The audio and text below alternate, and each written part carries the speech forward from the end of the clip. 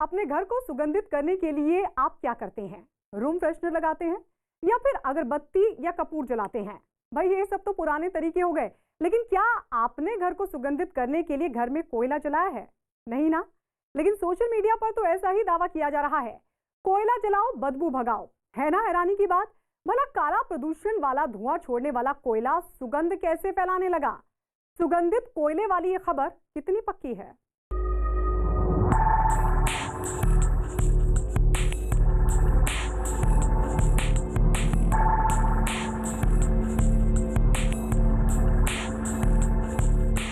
कोयले का जिक्र आते ही कालिक प्रदूषण और हानिकारक गैसों के उत्सर्जन की तस्वीर सामने आ जाती है, क्योंकि कोयले की कालिक सिर्फ हाथों को ही काला नहीं करती। काला कोयला और जहरीला धुआं सेहत के लिए भी बहुत नुकसानदेह है। लेकिन अब इन सभी से निजात मिलने वाली है। कोयले से अब प्रदूषण नहीं, सुगंध निकलेगी। सही सुना आपने, कोयले को मुक्ति मिल गई है, जिस वजह से कोयला सोशल मीडिया पर वायरल है।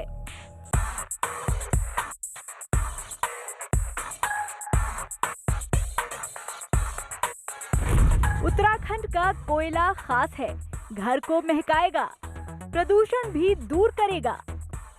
कोयले से प्रदूषण का हुआ अंत, अब तो सुगंध की बारी है अनंत।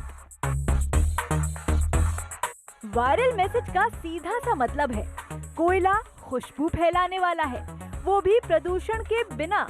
मतलब कोयले से स्वास्थ्य को कोई नुकसान नहीं होगा, बल्कि घर तो भीनी भीनी खुशबू से गुलजार हो जाएगा। भला ऐसा कैसे?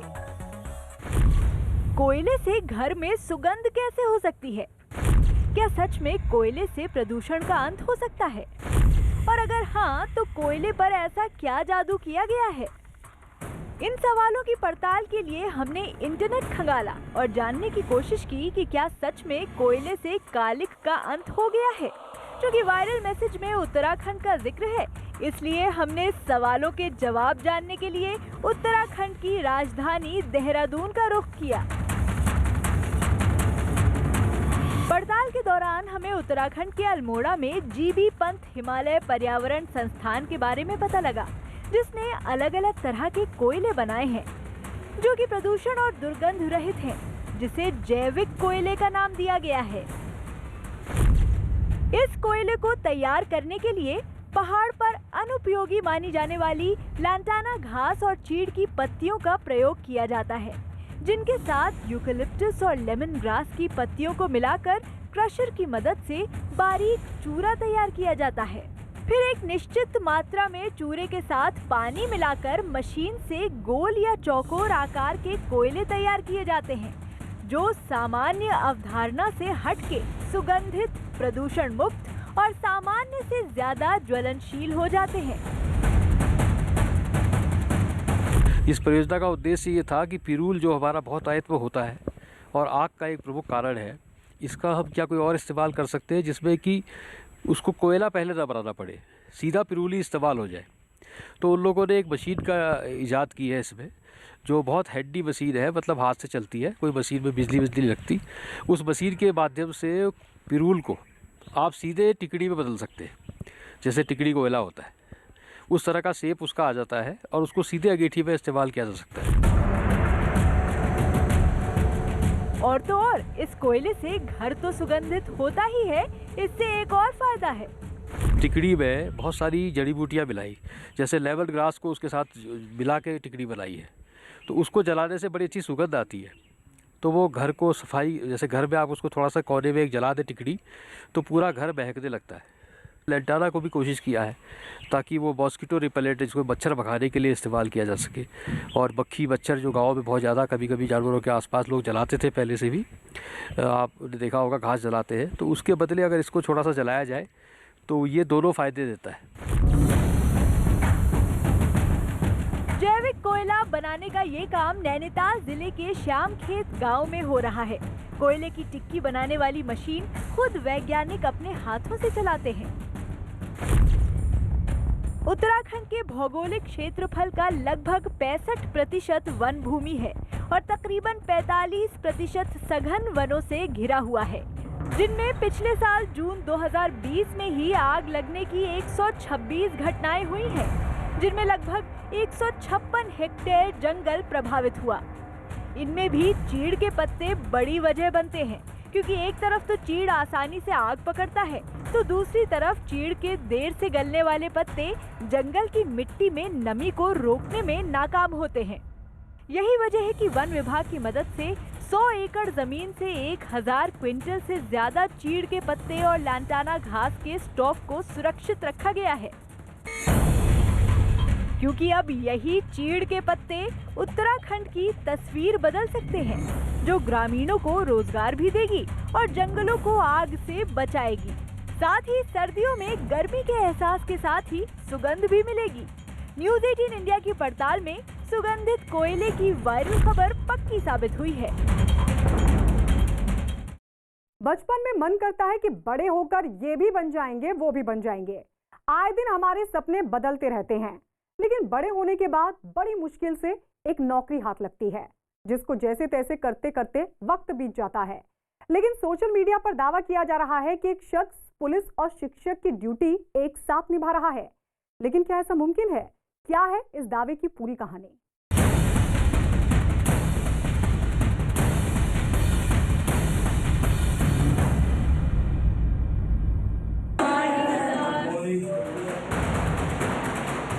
आइए आइए, आप भी इस खास क्लास में दाखिला ले लीजिए। देखिए, मास्टर जी तो आज पुलिस की वर्दी में क्लास लेने पहुंचे हैं और आज की हमारी पड़ताल इसी क्लास के मास्टर जी के इर्द गिर्द घूम रही है। क्या माजरा है ये? जरा सुना जाए क्या बोल रहे हैं वर्दी वाले मास्टर जी। और तो आप लोग सुने होंगे, मूल और शून्य। मूल सुने हैं? मूल और शून्य, ये तो मैथ्स की क्लास लग रही है। लेकिन मैथ्स के टीचर पुलिस की वर्दी में पढ़ाने क्यों पहुंचे हैं?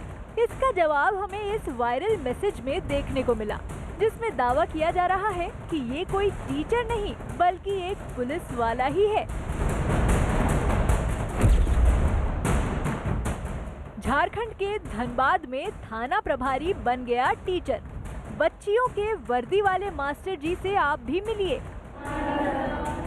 भाई, ऐसे में मन में सवाल तो उठना लाजमी है, क्या वाकई ये एक पुलिस वाला है जो बच्चों को पढ़ा रहा है? कहीं ये स्कूल का शिक्षक तो नहीं जो किसी खास मौके पर पुलिस की वर्दी में पहुंचा है? या फिर ये सोशल मीडिया के लिए कोई वीडियो तो नहीं रिकॉर्ड किया जा रहा है? क्योंकि वर्दी वाले मास्टर जी, ऐसा सुना है क्या आपने? भाई, हमारे स्कूल के टीचर तो कभी वर्दी में नहीं पहुंचे, तो फिर ये क्या माजरा है? क्योंकि वायरल मैसेज में ये वीडियो झारखंड के धनबाद का बताया गया, तो न्यूज़ 18 इंडिया ने अपनी पड़ताल यहीं से शुरू की। पड़ताल के दौरान हमें धनबाद के उस स्कूल का पता लगा जिसमें मास्टर साहब के वर्दी में पढ़ाने का दावा किया जा रहा है। इस वर्ड को आप लोग सुने होंगे। हमने सीधे मास्टर साहब से ही बात की, तो पता लगा कि मास्टर साहब तो असल में पुलिस वाले हैं। नाम है पंकज वर्मा। जब भी मौका मिलता है, जहाँ भी मौका मिलता है, मैं चाहता हूँ कि जो स्कूल है, लोकल सरकारी स्कूल है, वहाँ पर मैं कुछ जाकर बच्चों को पढ़ाऊँ। पढ़ाने के बाद बहुत खुशी लगती है, खुशी महसूस होती है। स्कूल के प्रिंसिपल से बात करने पर हमें पता चला कि थानेदार पंकज वर्मा दिन भर की ड्यूटी के अलावा 2 घंटे बच्चों के लिए रखते हैं। इसके लिए उन्होंने मोदीडीह बालिका विद्यालय के प्रिंसिपल सतीश सिंह से संपर्क कर 10वीं कक्षा की छात्राओं को गणित पढ़ाने की इच्छा जाहिर की और इस पर सतीश सिंह ने अपनी सहमति जताई। में गए, इनकी पढ़ाने की शैली देख करके, इनका जज्बा देख करके और ख़ास करके इनका ये जो निर्णय है कि मैं बच्चियों को जाकर के वर्दी पहन करके इस पुलिस की ड्यूटी करते हुए एक शिक्षक की भूमिका में रहूँगा, ये समाज के लिए एक बहुत बड़ा संदेश है। गणित को कठिन विषय माना जाता है। ऐसे में क्लास टीचर की पढ़ाई से हटकर कोई मजेदार तरीके से पढ़ाए तो मुश्किल विषय भी आसान हो जाता है। जैसे स्कूल की बच्चियों का असामाजिक तत्वों का डर कम हो गया है। अनुभव मिल रहा है। एक पुलिस अपनी पुलिस के वर्दी में हम लोगों को पढ़ा रहे हैं, बहुत अच्छा लग रहा है। उससे हम लोग को पढ़ाई में भी थोड़ा और सहयोग मिल रहा है। हम लोग निडर होकर जा पाएंगे, हम लोग को थोड़ा आसानी होगा कोई भी बात शेयर करने में उनसे। लेकिन सोशल मीडिया पर नजर दौड़ाएं तो आजकल एक खास वीडियो भी खूब तारीफें बटोर रहा है। जी हाँ, हम इसी वीडियो की बात कर रहे हैं जिसमें बर्फ से ढके रास्ते पर घोड़े पर सवार एक आदमी आगे बढ़ता नजर आ रहा है। अगर आप सोच रहे हैं कि इस वीडियो में खास क्या है, तो ये देखिए यहाँ क्या हो रहा है। घोड़े से उतरा शख्स एक दूसरे लड़के को पार्सल जैसा कुछ पकड़ा रहा है। अब भी समझ नहीं आया तो जरा इस वीडियो के साथ लिखे वायरल मैसेज पर गौर फरमाइए।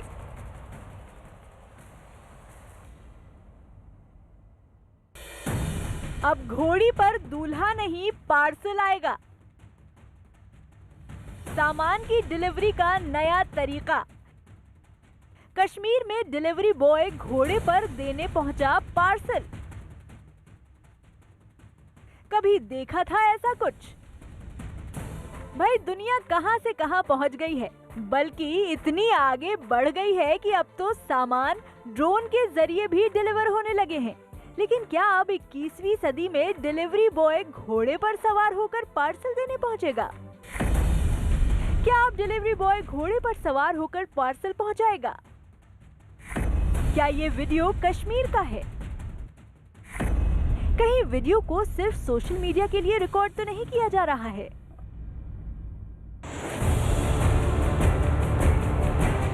ऐसे कई सवालों की तलाश में न्यूज़ 18 इंडिया ने अपनी पड़ताल शुरू की और सोशल मीडिया पर वायरल हो रहे वीडियो को ध्यान से शुरुआत से देखा। वीडियो में काली पीली जैकेट पहने और मास्क लगाए शख्स घोड़े पर सवार होकर एक घर तक पहुंचा और फिर घोड़े से उतरकर घर से निकले लड़के को पार्सल पकड़ाया। इतना ही नहीं, पार्सल देते वक्त उसने ठीक वैसे ही उसे स्कैन किया जैसे आजकल डिलीवरी बॉयज करते हैं। इसके बाद कोरोना का ख्याल करते हुए उसने पार्सल को सीधे किसी के हाथ में ना देकर पास में पड़े बर्फ के पत्थर पर रख दिया। इस शख्स की पीठ पर दूसरे पार्सल से भरा भारी भरकम बैग भी टंगा है, जैसा स्कूटर से आने वाले डिलीवरी बॉयज के पास होता है। कुल मिलाकर वीडियो में कोई हेरा फेरी नजर नहीं आई। वैसे वीडियो के साथ लिखे ट्वीट में इसे कश्मीर के श्रीनगर का बताया जा रहा है। तो न्यूज़ 18 इंडिया ने अपनी पड़ताल आगे बढ़ाते हुए कश्मीर के श्रीनगर का रुख किया।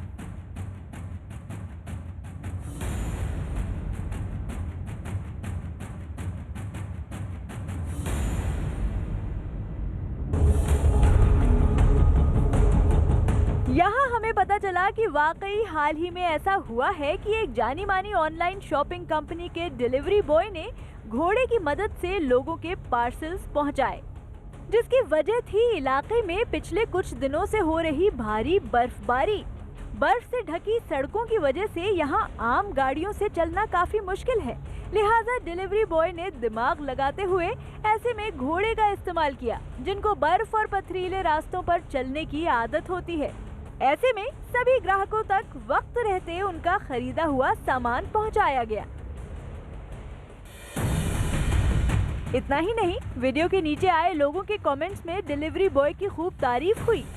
किसी ने लिखा, ये आदमी अद्भुत है, ये ढेर सारी तारीफ का हकदार है।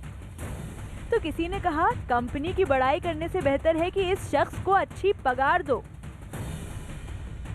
एक आदमी ने तो पुलिस के चालान पर चुटकी लेते हुए लिखा, ये आदमी तारीफ का हकदार है और इसको सलाह दें कि घुड़सवारी के दौरान फोन का इस्तेमाल ना करे, वरना लोकल पुलिस इनका चालान काट लेगी। तो ये बात साफ हो गई कि वायरल वीडियो में घोड़े पर सवार आदमी वाकई एक डिलीवरी बॉय है, जिसने बर्फ से ढकी सड़कों पर स्कूटर के बजाय घोड़े पर काम पर निकलना बेहतर समझा। और इसी अनोखे आइडिया की वजह से इस शख्स का वीडियो वायरल हो गया। न्यूज़ 18 इंडिया की पड़ताल में घोड़े पर पार्सल लाने का वीडियो सही साबित हुआ है।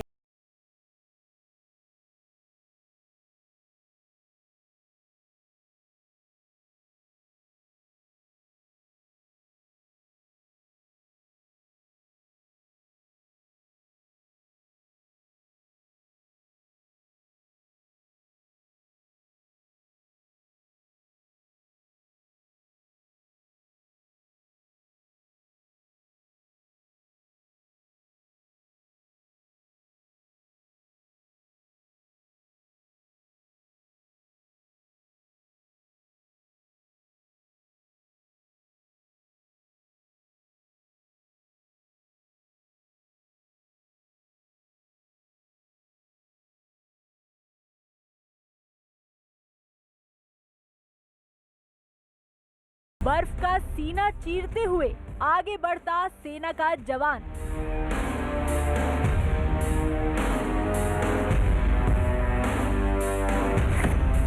और अगर बात अब भी साफ नहीं हुई तो सोशल मीडिया पर वायरल तस्वीर नंबर 4 को भी देखिए। कभी सीमा विवाद के जरिए, कभी व्यापार असंतुलन के जरिए, कभी साजिशों के जरिए, तो कभी पड़ोसी मुल्क पाकिस्तान के जरिए चीन भारत के खिलाफ व्यूह रचना करता रहता है। चीन भारत को घेरने की हर मुमकिन कोशिश करता रहता है। सोशल मीडिया पर वायरल तस्वीरों में यही बताया गया है कि चीन ने फिर ऐसी ही कोशिश की है। कनाडा की आर्मी चीनी पीएलए सैनिकों को विंटर वॉरफेयर की ट्रेनिंग दे रही है। भारत से कूटनीतिक से लेकर आर्थिक और सैन्य मोर्चे पर लगातार मुंह की खा रहा चीन अपनी हरकतों से बाज नहीं आ रहा है। लिहाजा चीन ने कनाडा में सैन्य अभ्यास कर अब नई खुफिया रणनीति बना ली है और चीनी सैनिक कनाडा की सेना से ट्रेनिंग ले रहे हैं। ये सवाल इसलिए अहम है क्योंकि चीन की ना अकड़ खत्म हो रही है और ना ही उसकी चालबाजियां। हाल में ही चीनी सेना का एक वीडियो वायरल हुआ है जिसमें भीषण ठंड के बीच चीनी सेना के जवान युद्ध की तैयारियां करते दिखाई दे रहे हैं। इस दौरान चीनी सैनिक टैंक, तोप, मल्टी रॉकेट लॉन्च सिस्टम और एंटी एयर डिफेंस गन का इस्तेमाल करते दिख रहे हैं।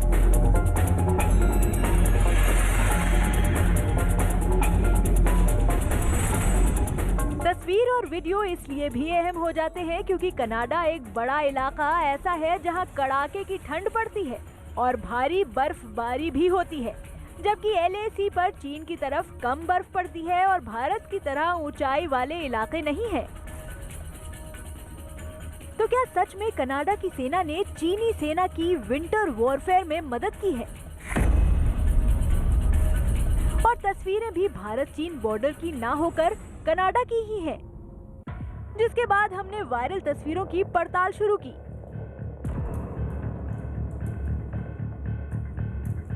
पहली तस्वीर की पड़ताल के दौरान हमें पहली तस्वीर नाटो में कनाडा के जॉइंट डेलीगेशन के ट्विटर हैंडल पर मिल गई। तस्वीर 6 दिसंबर 2014 को अपलोड की गई है, यानी कि आज से करीब 7 साल पहले। तस्वीर के साथ लिखा गया है, कैनेडियन सैनिक कनाडा के आर्कटिक में ट्रेनिंग करते हुए, फरवरी 2014। बाकी तस्वीर हमें कनाडा की सेना के आधिकारिक ट्विटर हैंडल पर मिल गई। आर्मी ने Canadian army advanced warfare centre से 4 सैनिकों की टीम को चीन में ऑब्जर्वर के तौर पर चुना है। चीन के पीएलए ने कैनेडियन आर्मी का रेसिप्रोकल इन्विटेशन स्वीकारते हुए पोटावावा में विंटर सर्वाइवल ट्रेनिंग देखने की अनुमति दी। आसान शब्दों में कहें तो चीनी सैनिकों को ट्रेनिंग देखने की अनुमति भर मिली थी। ये ट्वीट भी इस साल का नहीं है, ये साल 2018 का है। इसके बाद ना तो कैनेडियन आर्म्ड फोर्सेस और ना ही कैनेडियन आर्मी ने चीन के साथ ट्रेनिंग की कोई तस्वीर पोस्ट की है। पड़ताल के दौरान एक और बात सामने आई। साल 2020 में कनाडा की सेना चीन की सेना के साथ मिलिट्री अभ्यास करने वाली थी, जिसे रद्द भी कर दिया गया, जिसकी पुष्टि कनाडा के रक्षा मंत्री ने अपने संसद में भी की। Our government will always stand up for Canadians at home and abroad, and this includes our relationship with China. But let me be very clear, we do not train with the Chinese military. But I understand the member's concern, Mr. Speaker, because it was a previous government that actually signed a cooperation plan initiative in 2013 under Rob Nicholson when he was the Minister of National Defense, and that member was a parliamentary secretary of defense at that time. साफ है कि viral हो रही तस्वीरें 6-7 साल पुरानी हैं, जो इस साल वायरल की जा रही हैं। न्यूज़ 18 इंडिया की पड़ताल में तस्वीरों के साथ जो मैसेज वायरल है, वो गलत साबित हुआ है।